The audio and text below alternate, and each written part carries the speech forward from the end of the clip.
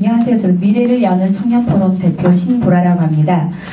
저는 대학생의 입장에서 지금 현재 청계광장에서 벌어지고 있는 한대련의 반값등록금 주장과 집회 방식 그리고 그들의 주장에 대한 저희 대학생들의 생각에 대해서 발제를 좀 하도록 하겠습니다. 2010년 그 경제협력개발기구 교육지표에 나타난 한국의 대학 등록금은 매우 비싸다고 생각이 듭니다.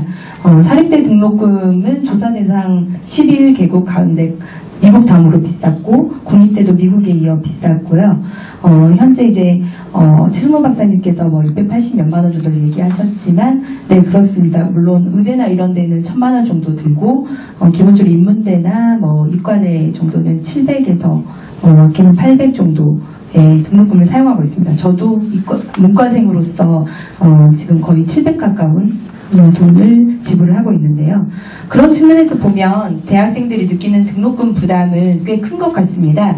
부모의 직장이 탄탄해서 학자금 지원을 받게 되는 경우라면 좀 더 덜 하겠지만 일반적으로 만약 자력으로 자신이 대학을 다니면서 등록금까지 함께 부담을 해야 된다라고 생각을 하게 되면 600에서 700만 원이라는 돈이 그렇게 적은 액수는 분명 아닌 게 사실입니다.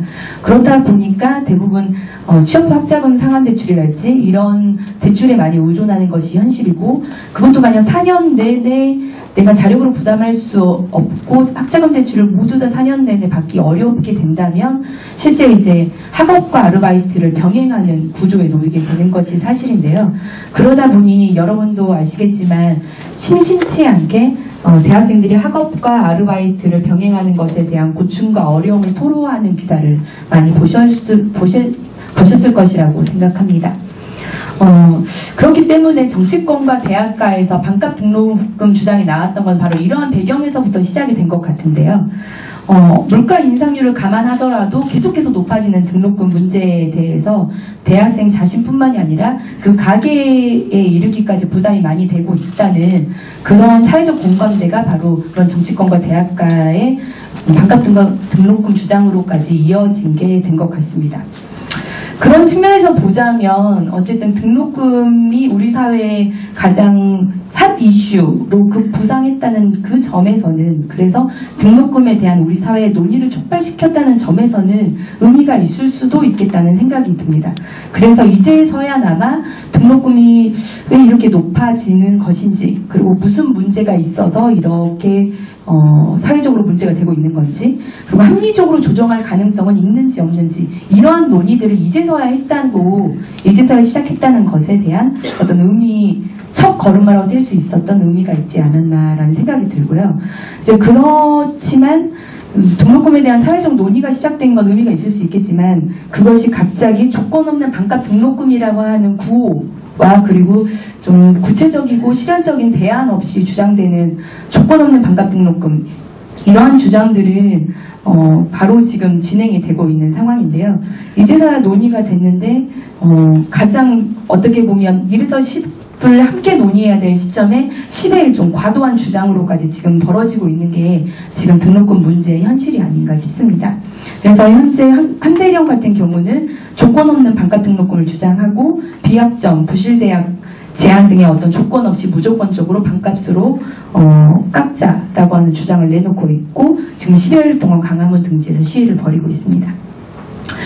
저는 등록금 문제는 단순히 값을 깎는다고 해서 모든 문제가 해결될 수 있는 사안은 아니라고 봅니다. 물론 등록금의 합리적인 조정에 대해서는 지지하고요. 하지만 합리적인 등록금 조정이 어떻게 할 것인가에 대한 논의는 이제 겨우 시작됐기 때문에 그러한 측면의 구체적인 논의가 진행되는 것이 선행되어야 된다고 하는 생각을 갖고 있습니다. 그래서 70%가 넘는 대학의 등록금 의존율을 어떻게 해결해 나갈 것인지 그리고 수혜자 등록금 부담률을 완화하기 위해서는 또 어떤 방법을 실현해야 하는 건지 또 대학은 실제적으로 여러 가지 자구적인 노력을 통해서 이 등록금 문제를 어떻게 또 해결하기 위해서 나설 것인지 이에 대한 총체적인 논의가 진행되어야 된다고 볼 수 있는데요. 그럼에도 불구하고 만일 그냥 등록금 자체를 정부가 모든 걸 다 지원해 주겠다라는 방식으로 되게 된다면 실제 등록금을 1000만 원씩이나 내면서도 졸업 후에 어떠한 혜택도 국민 혜택도 기대할 수 없는 대학을 국민 세금으로 먹여 살려주는 결과를 초래할 수도 있겠다라는 우려가 들기도 합니다. 또한 많은 대학생들이 높은 등록금에 불만을 토로하고 있지만 그만큼의 혜택을 받을 수 없기 때문에 그런 현실 때문에 불만을 토로하는 경우가 더 많습니다. 그래서 비싼 등록금을 내고 졸업해도 우리나라의 유수 대학, 세계 100위권 안에 드는 대학은 2개밖에 없고 그래서 높은 교육의 질을 보장해주지 못해서 남는 건 그냥 대학 졸업장뿐인 그런 현실에 실은 분노를 하고 있는 것도 사실이거든요. 그래서 이러한 문제들이 해결되는 것, 교육의 질 문제랄지 이런 것도 함께 해결이 돼야 되는데 그냥 아무 조건 없이 반값으로 등록금을 하자, 그걸 세금으로 충당하든 대학이 자체적으로 깎던 그냥 그렇게만 해결되면 모든 등록금 문제가 풀릴 수 있다라고 하는 그런 문제로만 접근만 하게 되면 정말 대학생들이 원하는 질적 교육과 합리적인 등록금 조정에 대한 어떤 범사회적인 논의를 오히려 가로막을 수 있겠다라고 하는 우려가 듭니다. 그리고 지금 이제 한대련에서는 지난 29일부터 청와대뿐만이 아니라 서울 도심지에서 지금 가두 시위를 벌이고 있는데요.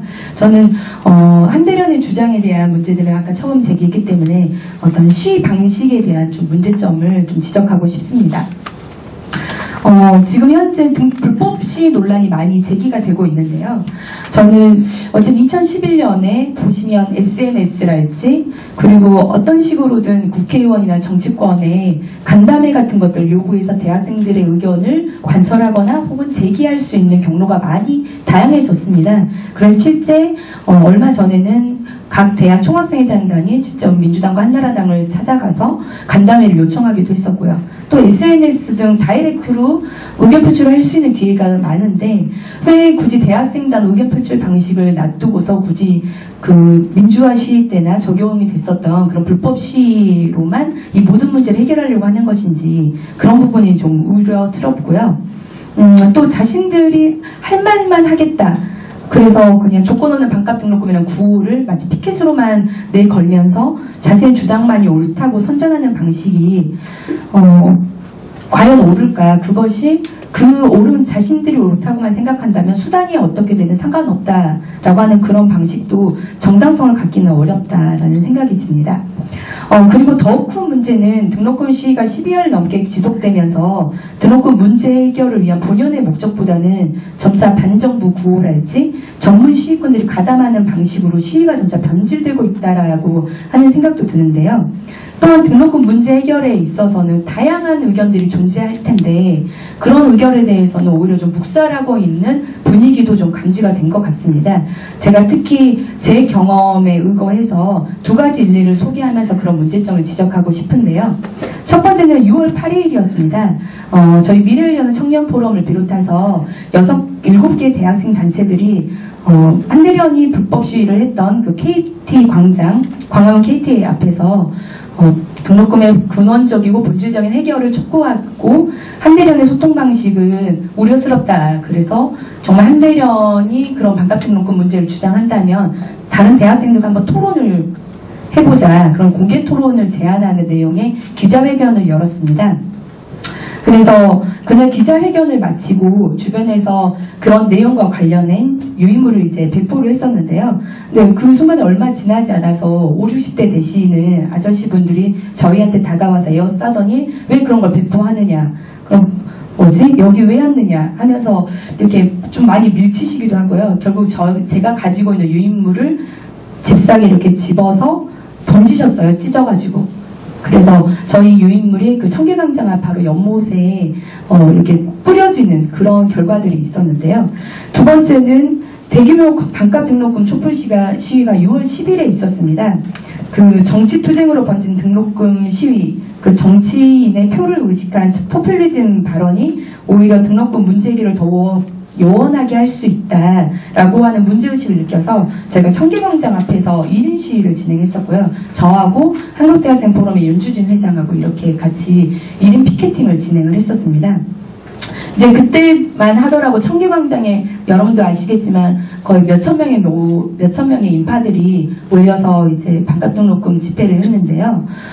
정치투쟁, 포퓰리즘을 얼룩진 반값 등록금 이러다 대학생들이 진짜 고통을 묻힙니다라는 피켓을 제가 들기 시작한 하더니 바로 40, 50대 되는 아저씨들이 저에게 험담과 갖은 욕설을 많이 퍼붓기 시작했습니다. 여기 발제문을 보시면 알겠지만 한나라당 알바가 아니냐, 대학생도 아니면서 누가 시켜서 들고 있는 것 아니냐, 이완용이 후손이나 다름없다, 친일파다 라고 하는 저에게 정말 갖은 모욕을 느낄 수 있는 발언들을 서슴지 않으셨고요. 어떤 사람은 제 피켓을 빼앗으려고도 했습니다. 저 또한 등록금 문제 해결을 적극 지지하고요. 그런데 이를 해결하는 방식과 방법에 있어서는 다른 의견을 가질 수 있다고 생각합니다. 그런데도 청계광장의 시위 공간에서는 다른 의견은 일체 허용이 되지 않았고요. 피켓을 보고 저에 대한 궁금증이나 제 주장에 대한 궁금증을 물어보는 대학생은 정말 한두 명 정도밖에 되지 않았습니다. 그 주변을 둘러싸고 있는 건 40, 50대 아저씨 분들이었고요. 그리고 그날은 6월 10일 민주화항쟁 기념일이었는데 어떤 분은 또 그렇게 얘기를 하셨습니다. 60기념 민주화항쟁인데 너는 정말 민주화항쟁의 수치다 라고 표현을 하셨는데 저는 그때야말로 더 의문스러웠던 건 60민주화항쟁을 기념하는 것과 반값 등록금을 주장하는 시위가 어떤 연관성이 있는지 저는 그게 더 의문스러웠던 것이 사실입니다.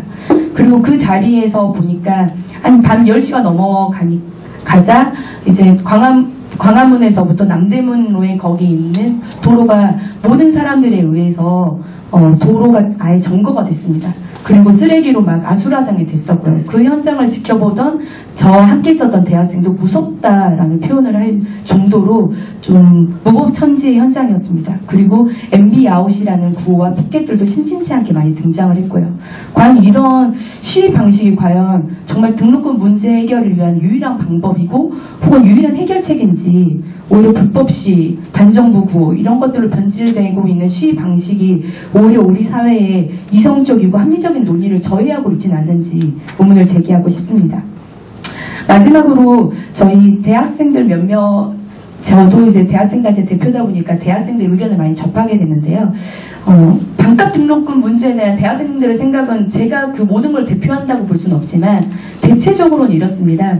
과연 실현 가능할까? 내리면야 좋죠. 돈이 그냥 깎인다는데 혹은 뭐 내 세금으로 부모가 해준다 하더라도 어쨌든 표면적으로는 깎여 보이니까요. 그래서 내리면 좋긴 하겠죠. 하지만 과연 가능할까요? 라고 하는 게 제가 주변에서 만난 대학생들의 전반적인 의견이었습니다. 물론 정치에 대한 불신이 작용한 발언이었기도 했지만 실제 등록금 문제가 한창 논의되었었어야 할 2, 3월이 지난 시점에서 이런 이슈가 터진 것에 대한 뭔가 좀 아이러니함 그리고 하루가 멀다 하고 정치권에서는 계속 등록금에 관한 발언들을 바꾸고 있죠. 그리고 구체적인 재원 조달 방식에 대한 논의는 그냥 추상적으로만 그치고 있고요. 그런 상황들이 오히려 반값 등록금 공약의 실현 가능성에 의문을 제기하는 방향으로 가지 않나라는 생각이 들고요. 저는 대학생이라고 하면 그리고 대학 교육이라는 높은 지성의 교육을 선택한 대학생이라고 한다면 이런 등록금 문제에 있어서도 자신의 문제인 만큼 보다 더 합리적으로 구체적으로 논의를 해야 된다고 생각합니다. 그런 시위 방식이 아니고 말이죠. 그래서 그런 문제에 대한 논의와 함께 대학 교육의 질 문제 그리고 어느 누구나 대학 졸업장을 따야만 자신의 꿈을 이룰 수 있는 사회가 아니라 어떤 교육을 선택하든 혹은 그냥 고등학교를 졸업하고 취업 전선에 나가든 아니면 대학 교육을 선택하든 어느 곳을 가더라도 내 꿈을 이룰 수 있는 사회가 지금 우리에게 가장 필요한 사회가 아닐까 싶고요. 그런 사회적인 논의가 지금 현재 더 필요한 것 같습니다. 네, 이상입니다.